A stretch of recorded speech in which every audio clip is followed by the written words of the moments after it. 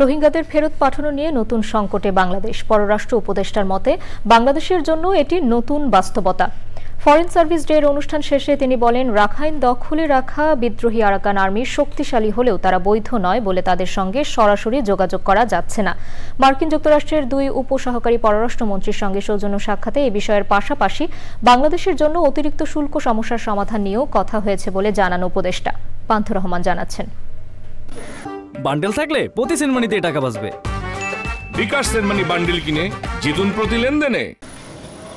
মুক্তিযুদ্ধের সময় 18 এপ্রিল পশ্চিমবঙ্গের কলকাতায় যাত্রা শুরু করেছিল বাংলাদেশের প্রথম কূটনৈতিক মিশন।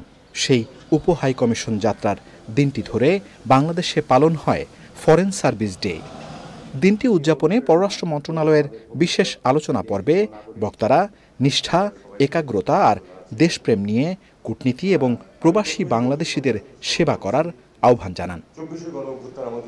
পরে সাংবাদিকদের মুখোমুখি হয়ে পররাষ্ট্র উপদেষ্টা যুক্তরাষ্ট্রের দুই কূটনীতিকের সফর বিশ্লেষণ করেন। রোহিঙ্গা সমস্যার সমাধান না হলে যদি ওখানে যুদ্ধ শেষও হয়ে যায় তারপর শান্তি আসবে না, এটা আমি খুব শক্তভাবে বলেছি এবং বলেছি যে এখন আমরা একটা নতুন বাস্তবতায় আছি।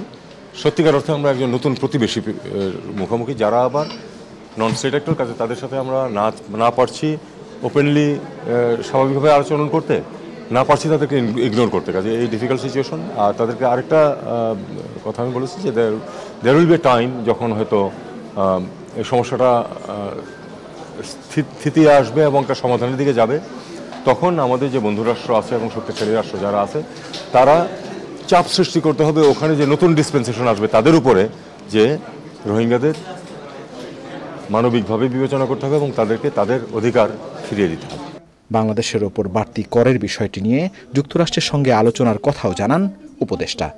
ট্যারিফের প্রসঙ্গ উঠেছে এবং আমরা বলেছি যে আমরা তো চেষ্টা করছি তোমাদের বাণিজ্য বাধা কমিয়ে আনতে, এবং আমি আরেকটা পয়েন্ট উল্লেখ করেছি যে আসলে তো যেই দুই পক্ষের মধ্যে তফাৎটা যতটা বলা হয় অতটা তো আসলে না, কারণ সার্ভিসেস সেক্টরে তো আমরা প্রচুর আমদানি করি তোমাদের এখান থেকে।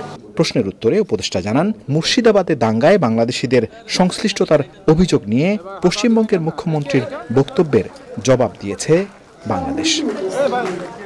পান্থ রহমান, চ্যানেল আই, ঢাকা।